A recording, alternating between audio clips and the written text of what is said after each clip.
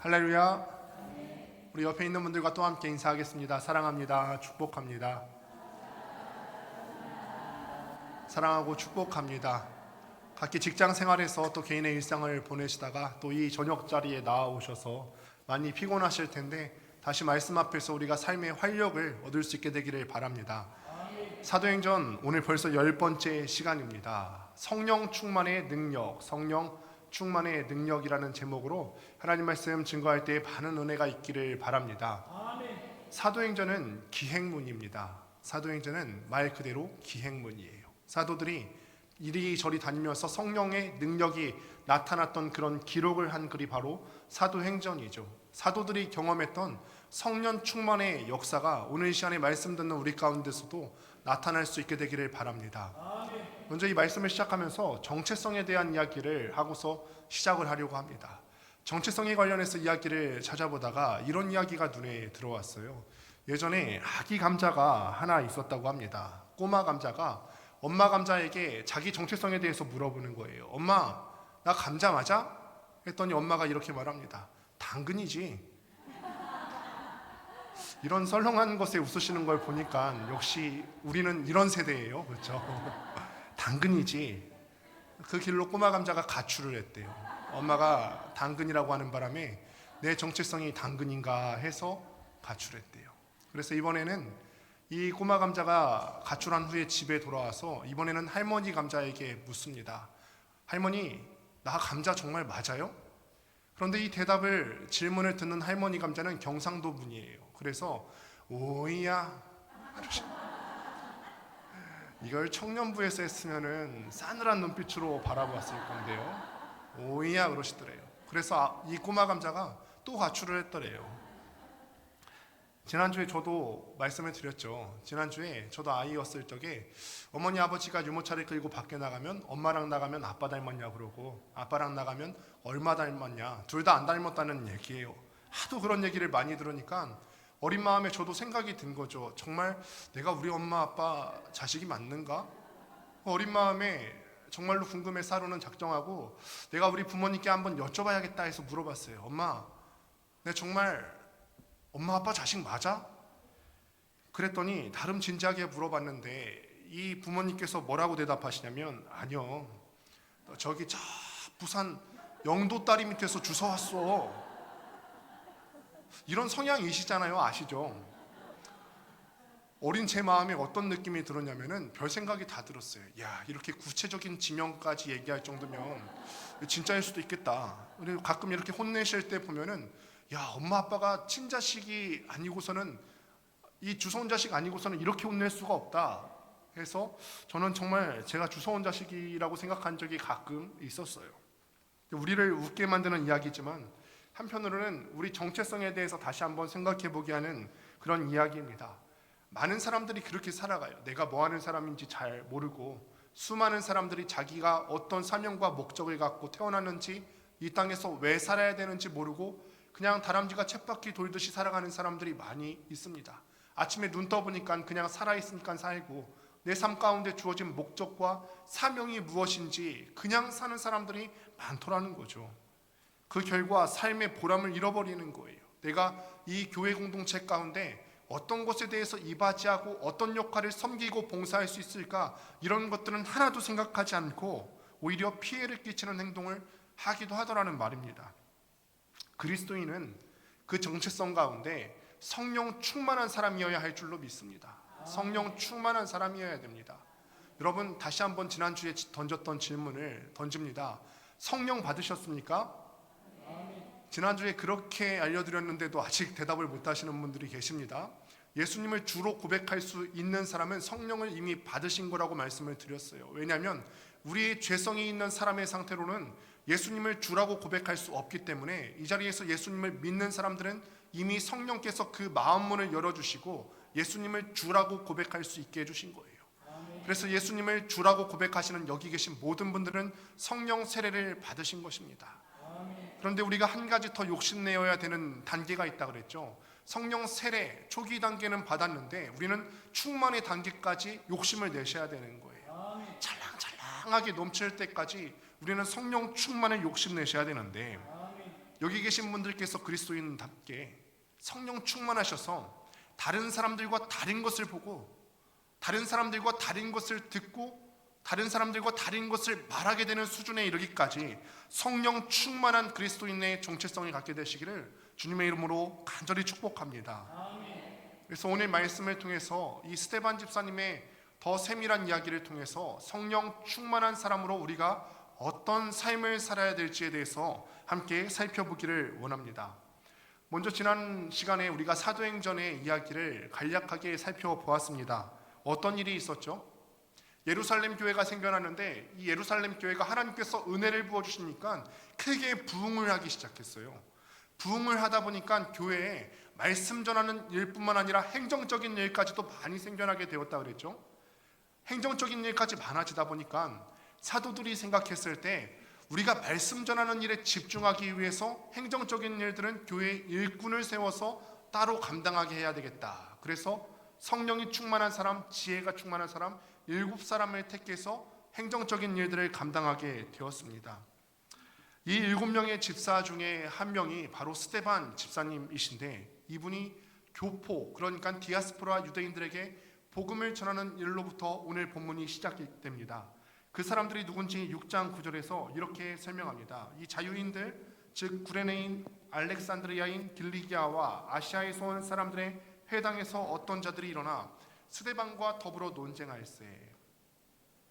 자유민들이라고 하는 것은 식민 통치를 받는 본토 유대인들이 아니라 밖에 나가서 로마 시민권자를 받은 그런 유대인들을 가리킵니다. 당시 로마 시민권자의 자부심은 대단했죠.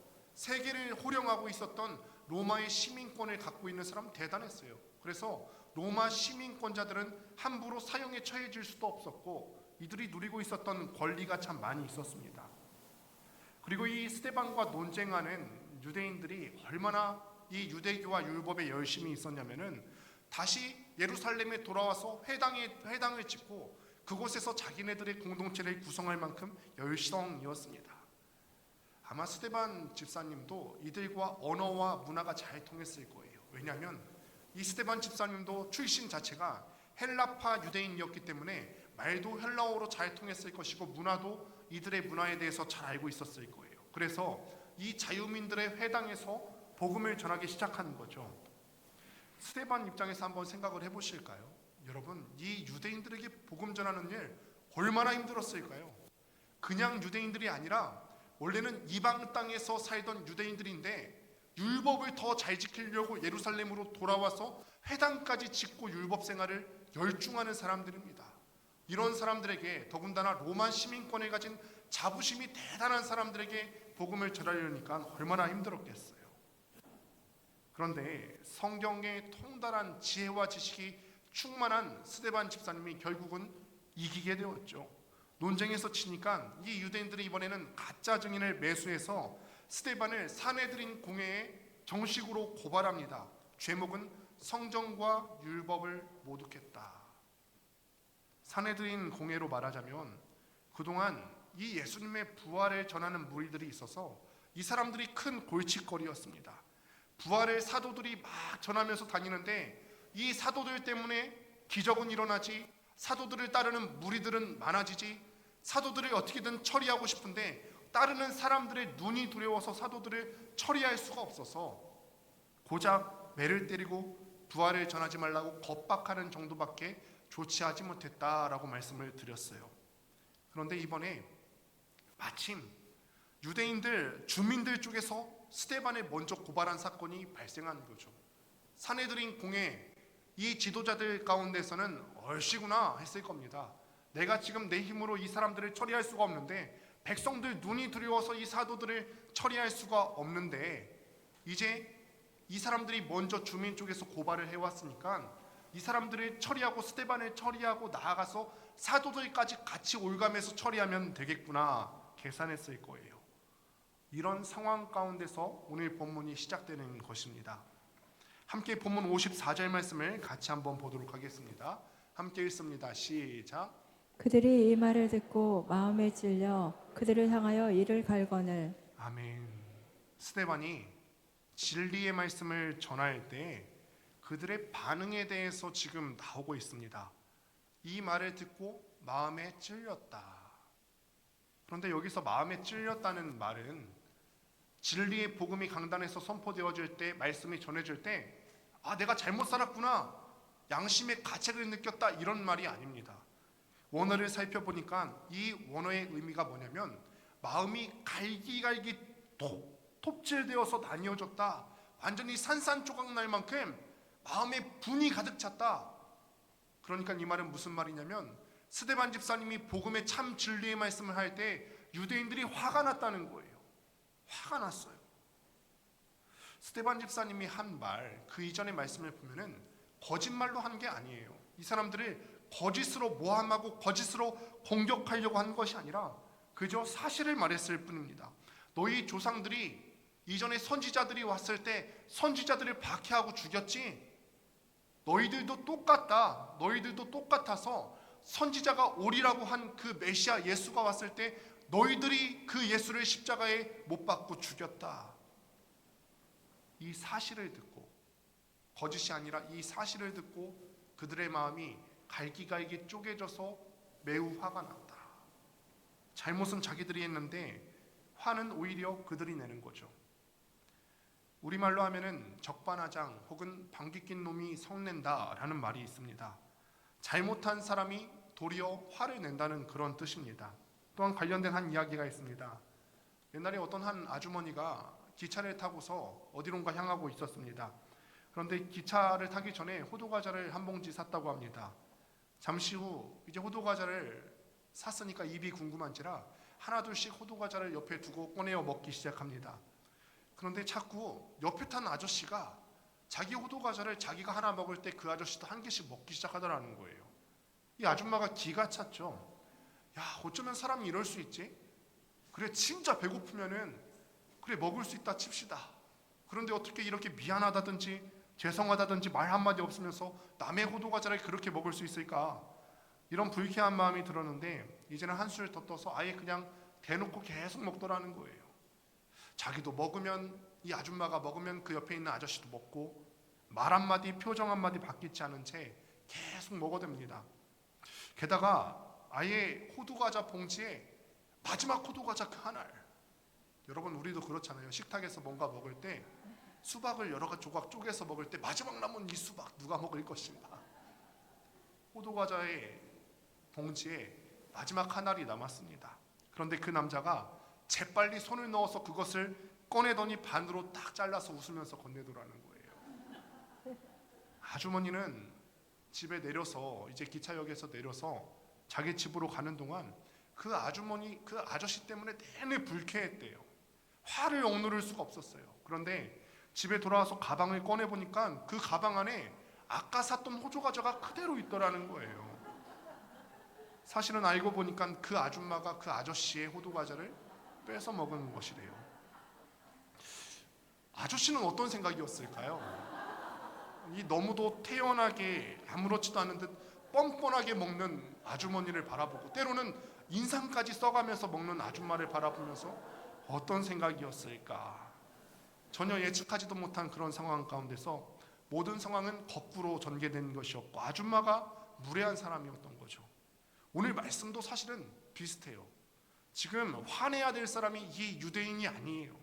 스데반의 진리의 말을 듣고 화를 낼 사람들은 이 유대인들이 아니라는 거예요. 이들은 오히려 예수님을 잡아서 고문하고 십자가에 못 박아서 죽인 사람들입니다.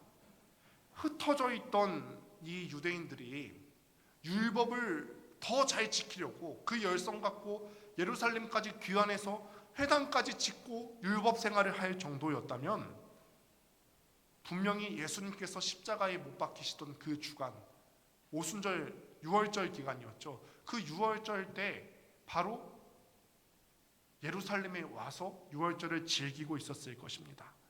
그래서 예수님께서 빌라도 법정에서 선고받을 때 빌라도는 예수님을 사실 놓아주기를 원했는데 많은 유대인 무리들이 외쳤죠. 십자가에 못 박으소서, 못 박으소서, 없이 하소서. 이렇게 외쳤던 수많은 유대인들 무리 가운데 이 무리들이 포함되어 있었을 거란 말입니다. 오늘 이 말씀을 보면서 이렇게 생각했어요. 54절 말씀을 함께 보시면서 그들이 이 말을 듣고, 그런데 뒤에가 좀 바뀌었으면 얼마나 좋았을까. 그들이 이 말을 듣고 옷을 찢으면서 회개하였더라, 이랬으면 얼마나 좋았을까요?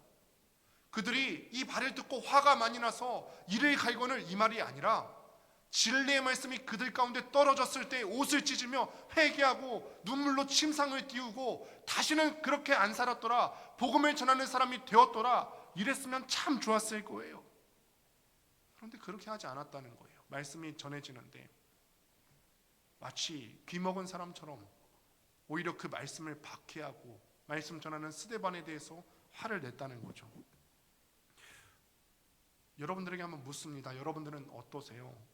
말씀은 계속 떨어집니다. 매 주간마다 떨어지고, 주일마다 듣고, 수요일마다 듣고, 새벽 예배 때마다 말씀이 계속해서 떨어지는데 말씀 앞에서 보이는 우리의 반응이 어떠세요? 각 성경에 있는 말씀들은 나를 향한 말씀이어야 되고, 말씀이 떨어질 때 나와 무관한 것처럼 되면 안 되는데, 이 말씀이 선포될 때 나랑은 상관없는 일인 것처럼 멀뚱멀뚱 계시거나, 아니면 오히려 저격하는 설교라면서 화를 내신 적은 없으세요? 분명히 선포되는 말씀은 분명하게 나의 행동과 나의 사상과 나의 생각을 분명하게 적실하게 지적하고 있는데 그 앞에서 기분이 나쁘다면서 화를 내신 적은 없으세요? 불쾌하고 불편해하신 적은 없으십니까? 여러분, 우리가 지금 이 유대인을 욕할 자리에 있는 사람들이 아니에요. 만약에 우리가 그런 상황 가운데 있다면, 말씀이 떨어지는데 멀뚱멀뚱 있거나 말씀이 떨어지는데 불편한 감정을 비치거나 이렇다면 우리야말로 지금 이 유대인의 자리에 있는 사람들입니다. 우리가 말씀이 떨어졌을 때 유대인들과는 다른 결론을 얻기를 원합니다. 유대인들과 다른 결과를 얻기를 원합니다. 그들이 이 말을 듣고 회개하였더라, 이것이 우리의 이야기가 되었으면 좋겠습니다. 유대인들이 이를 갈고 있는 상황 가운데서 스데반은 이 무리와는 참 대조적인 모습을 보이게 되는데 55절 말씀을 같이 한번 읽습니다. 시작. 스데반이 성령 충만하여 하늘을 우러러 주목하여 하나님의 영광과 및 예수께서 하나님 우편에 서신 것을 보고. 아멘. 지금 스데반 눈앞에 있는 사람들이 스데반 집사님이 진짜 진리의 말씀을 전한 것을 두고 이를 바득바득 갈고 있습니다. 그런데 지금 스데반은 이 눈앞에 두려운 상황 가운데 매몰되어 있지 않아요. 여러분, 만약에 여러분 앞에 여러분들을 죽이고 여러분들을 미워하는 사람들이 이를 바득바득 갈고 있다면 여러분들은 어떤 마음이실 것 같으세요? 그런데 스데반은 이런 두려운 상황 가운데, 자기를 덮고 있는 상황 가운데 매몰되지 않고 그의 시선은 지금 어디를 향해 있다고요? 하늘을 향하여서 하늘을 우러러보고 있다. 우리는 여기서 성령 충만한 사람들의 시선은 어디를 향해야 되는지를 볼 수가 있습니다. 성령 충만한 사람은 우리의 시선을 빼앗을 만한 여러 상황과 환경이 닥쳐와도 그 환경에도 매몰되지 않고 그의 시선을 하늘 아버지에게 둘 수 있는 사람들입니다. 지금 스데반 집사님은 당장이라도 죽을 것 같은 위험한 상황이에요. 보통의 사람들이라면 살 방법을 찾을 것 같아요. 그래, 지금까지 내가 설교를 해서 이 사람들에게 미움을 받아서 이 사람들이 지금 나를 죽이려고 하는데 내가 잘못 말한 것이라고, 실수였다고 핑계라도 한번 대볼까? 이 사람들에게 내가 뭐라고 말해야 살 수 있을까? 아니면 어디로 도망쳐야 내가 이 사람들을 따돌릴 수 있을까? 그런데 성령 충만한 사람은 이런 상황 가운데서도 하늘 아버지께 시선을 고정하는 사람인 줄로 믿습니다. 이 시점에서 우리는 짐 엘리엇 선교사님을 생각해 봅니다. 예전에도 제가 한번 이야기를 한 적이 있습니다. 짐 엘리엇 선교사님은 기독교 명문인 휘튼 대학을 나오셨습니다. 그 휘튼 대학에서 대학생 시기 가운데 자기의 모든 삶을 선교 사역에 다 투입하는 것으로 결정합니다. 대학생 시절에 그는 일기에 이렇게 적었어요. 영원한 것을 얻기 위해 영원하지 않은 것을 버리는 자는 절대 바보가 아니다. 저도요, 이거에 감명받아서 카카오톡 프로필에 이 글귀를 저장한 적이 있어요. 그랬더니 사람들이 그래요. 무슨 말이요? 영원하지 않은 것을 위하여 영원한 것을 얻기 위해 영원하지 않은 것을 버리는 자는 절대 바보가 아니다. 무슨 말인지 아시겠어요? 영원한 것이 있죠. 우리에게는 천국에 영원한 것들이 있는데 그 영원한 것을 위하여 이 땅에 영원하지 않은 것들을 포기하며 사는 사람들은 바보가 아니라는 거예요. 그 사실을 깨달은 저 짐 엘리어 선교사님의 나이가 고작 20대 초반이었습니다. 그래서 그가 결단한 대로 그는 28살이 되었을 때 에콰도르의 아우카족이라고 하는 비문명화된 그런 종족 선교를 떠났다가 첫 발을 딱 내딛었을 때 뭔가 선교 사역이 한참 진행되던 중에 죽은 게 아니라 그 사람들을 처음 만났던 그 자리에서 그 사람들의 창과 화살에 찔려서 죽게 됩니다. 짐 엘리엇뿐만 아니라 함께 간 5명의 미국 젊은이들도 그렇게 죽게 됩니다. 나중에 보니까 그의 시신의 품 안에서 권총이 있었대요. 그런데 권총이 있었지만 결코 놓칠 수 없었던 주님의 복음과 사랑을 위해서 이 죽어가는 환경 가운데서도 권총을 사용하지 않았다는 말이에요. 그가 만일 성령 충만하지 않았다면 그의 시선이 영원한 것을 보지 않고 하늘에 썩어지지 않을 것을 보지 않았다면 아우카족이 자신을 죽이려는 그 두려운 상황 가운데만 시선이 매몰되어 있었다면 권총을 꺼냈을 겁니다. 그러나 그는 그 상황 가운데서 시선을 하늘 아버지께 두었어요. 또 여러분들은 어떠세요? 우리가 날마다 점검해야 될 부분들이 이거 아닐까요? 우리가 이 땅에 발을 딛고 사는 이 상황 가운데 우리는 매일같이 새로운 상황을 마주합니다. 우리가 이 땅에 발을 딛고 사는 가운데서는 매일 상황이 생길 수밖에 없어요. 어쩔 수 없습니다. 내 월급은 오르지 않는데 물가는 왜 이렇게 오를까요? 내 월급은 그대로인데 사과 하나 사 먹기가 왜 이렇게 힘들 정도로 물가가 오를까? 아니, 경제적으로 어려우면 가정이라도 화목하면 좋겠는데 다른 가족들은 다 화목한 것처럼 사진 올라오고 SNS에 좋은 거 다 올라오고 그러는데 왜 내 가족은 이렇게 맨날 싸우는 것 같을까? 화목하지 않은 것 같을까? 원래 SNS는 좋은 것만 올려요. 싸우는 걸 찍어서 올리진 않죠. 다른 사람들은 건강한 몸, 평범하게 내가 큰 거 바라는 것도 아니고 건강하게만 해주세요라고 기도하는데 왜 나는 그 건강 하나조차도 허락되지 않는 걸까? 이 땅에서 일어나는 이런 상황들은 우리의 시선을 땅에만 고정시키게끔 만듭니다. 이 땅에서 내일을 당장 어떻게 살 수 있을까? 우리 애들을 어떻게 하면 출세시킬 수 있을까? 자꾸 땅의 것에만 우리의 시선을 함몰되게 만듭니다. 그러나 우리는 그리스도인입니다. 그리스도인, 성령 충만한 그리스도인들로서 이 땅에 영원하지 않은 것들에서 때로는 눈을 떼어서 그리고 고개를 들어서 우리의 시선을 하늘 아버지께 둘 수 있게 되기를 바랍니다. 우리의 시선을 함몰시킬 수밖에 없는 이 땅의 새로운 상황들 가운데서 눈을 들어서 성령 충만한 스데반 집사님과 같이 하늘 아버지를 바라보시며 영원한 것들을 소망하며 살 수 있게 되기를 간절히 축복합니다. 이어서 56절의 말씀이 이어집니다. 같이 한번 읽겠습니다. 시작. 말하되 보라 하늘이 열리고 인자가 하나님 우편에 서신 것을 보노라 한데. 아멘. 스데반이 자신이 본 것을 사람들에게 말합니다. 하늘에 있는 아버지와 예수님의 모습 얼마나 영화로웠겠습니까? 여러분 한번 보세요. 우리가 기도할 때 하늘 문이 열리고 하나님이 보이고 그 하나님 옆에 예수님이 계신다. 그 모습이 얼마나 영화롭겠어요. 그리고 그 모습을 보면은 얼마나 자랑하고 싶겠습니까? 우리 집안 구석에 자랑할 만한 구석이 요만큼이라도 생기면 다른 사람들한테 말하고 싶지 않습니까? 말하고 싶었던 거죠. 여러분 보십시오. 내가 지금 보는데 지금 하늘문이 열리고 그 하늘문이 열리신 중앙에 보니까 하나님께서 계시고 하나님 옆에는 예수님께서 계십니다. 사랑하는 성도 여러분, 이것이 우리의 모습이 되어야 할 줄로 믿습니다. 우리가 너무너무 우리 주님을 자랑하고 싶은 거죠. 우리가 먼저 하늘의 기쁨을 맛본 사람들로서, 구원의 기쁨을 맛본 사람들로서 자랑하지 않고서는, 말하지 않고서는 배길 수 없는 상황이 되는 거죠. 이것이 우리의 심령 상태가 되었으면 좋겠습니다. 지금 스데반이 이 말할 상황이 아니에요. 안 그래도 예수님 얘기한 것 때문에 죽게 생겼어요. 그런데 그 예수님께서, 너희가 죽인 그 예수님 있잖아? 그런데 그 예수님이 지금 하나님 우편에 계신다?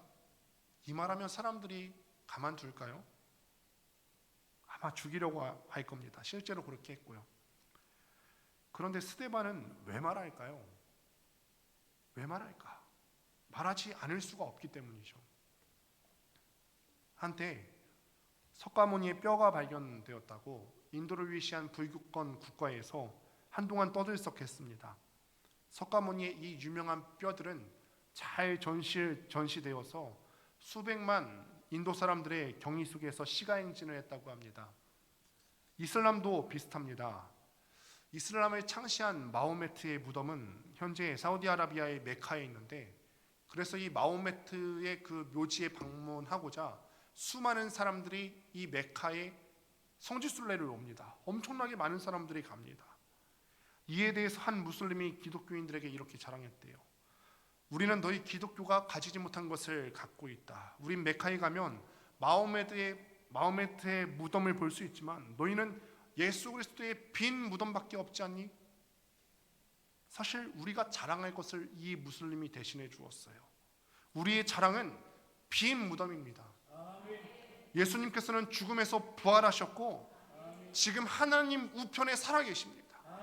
무덤에서 죽어서 그대로 묻혀있는 저 석가모니나 마호메트랑은 다른 거예요.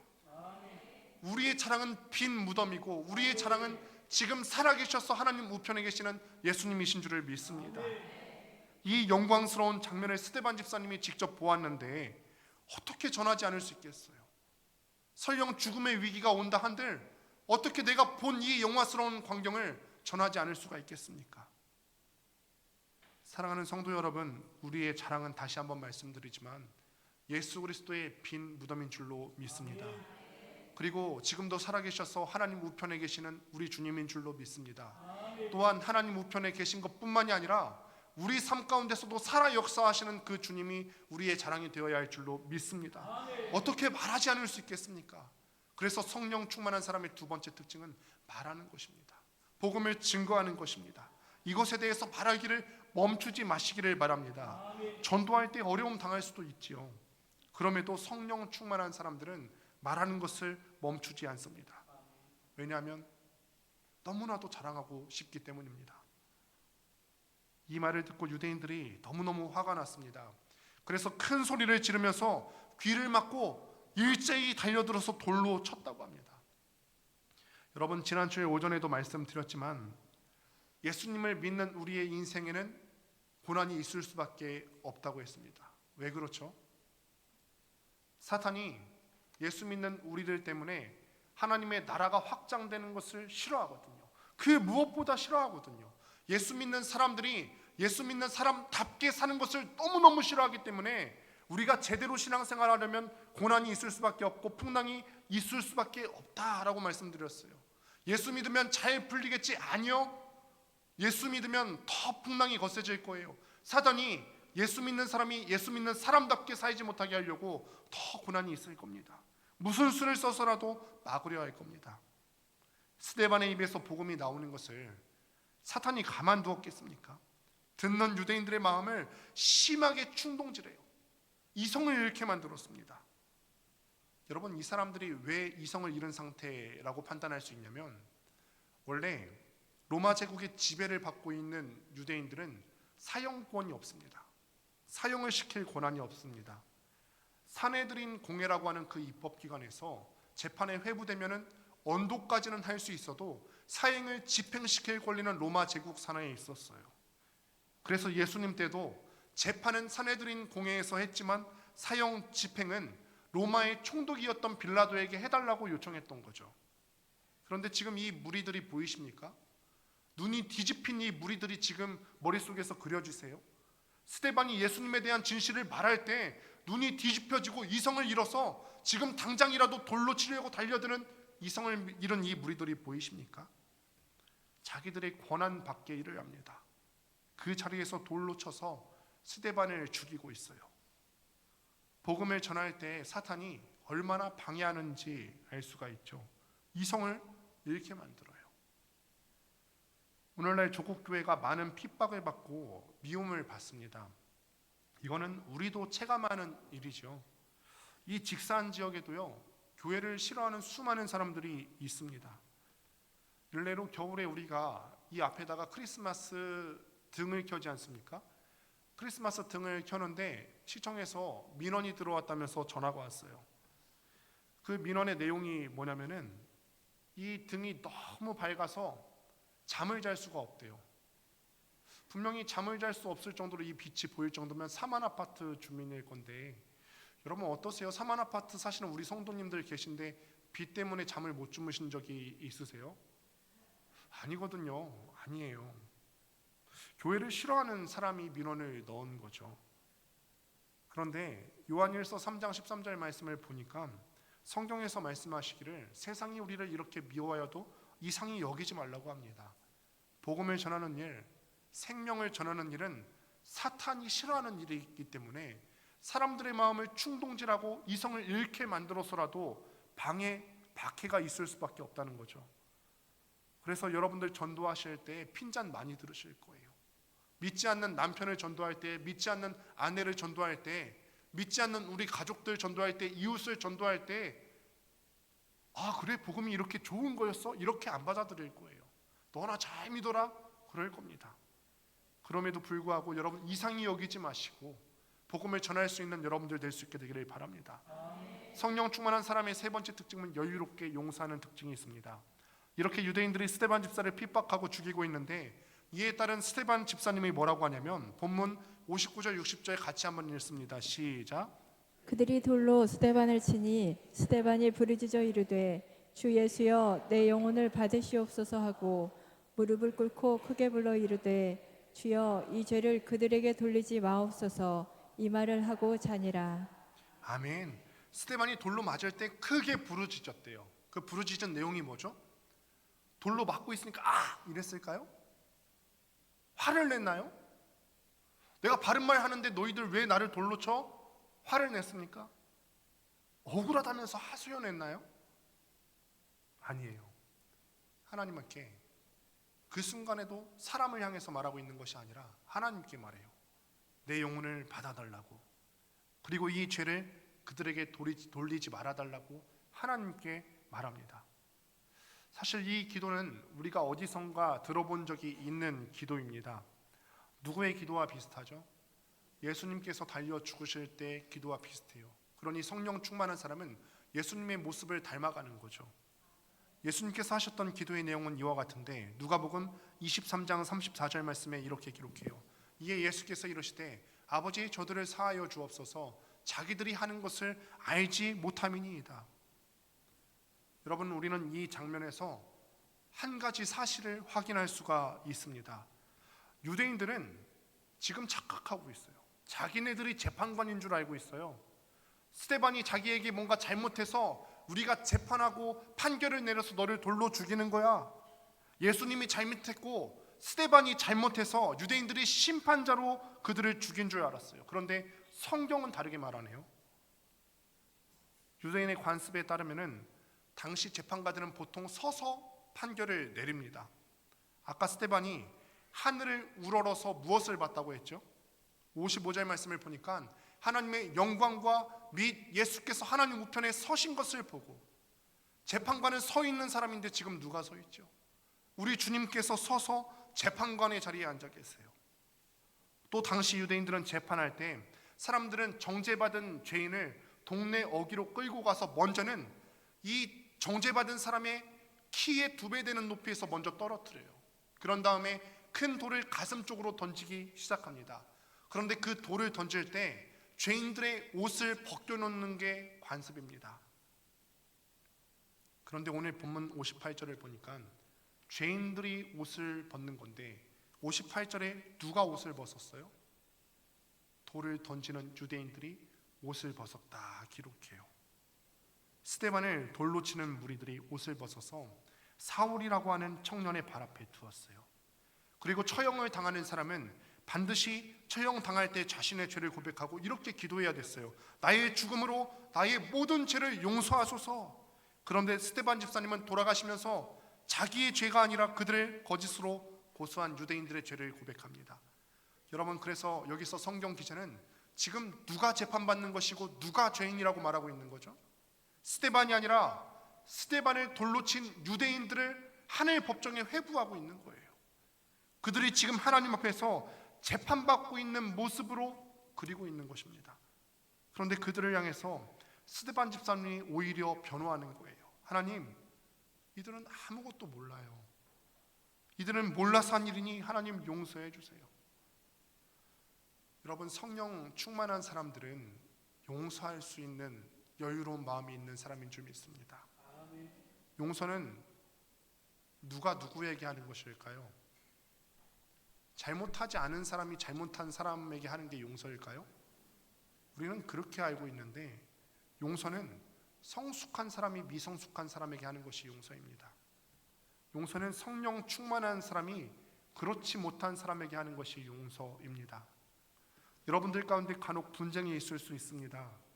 부부간에도 분쟁이 있을 수 있고 성도 간에도 분쟁이 있을 수 있습니다. 그때 여러분들은 보통 어떤 자세를 취하세요? 야, 내가 그래도 얼마나 고집이 센 사람인데, 내가 그래도 충청도 양반이요, 저 사람 사과할 때까지는 나 꿈쩍도 안 할게요, 이러세요? 그런 자세를 갖고 계시지는 않는지 모르겠어요. 그런데 여러분 꼭 기억하십시오. 용서는 성숙한 사람이 미성숙한 사람에게 하는 것이고, 또 성령 충만한 사람이 그렇지 못한 사람에게 하는 것입니다. 여러분들이 분쟁이 있을 때 상대방의 사과를 기다리지 마십시오.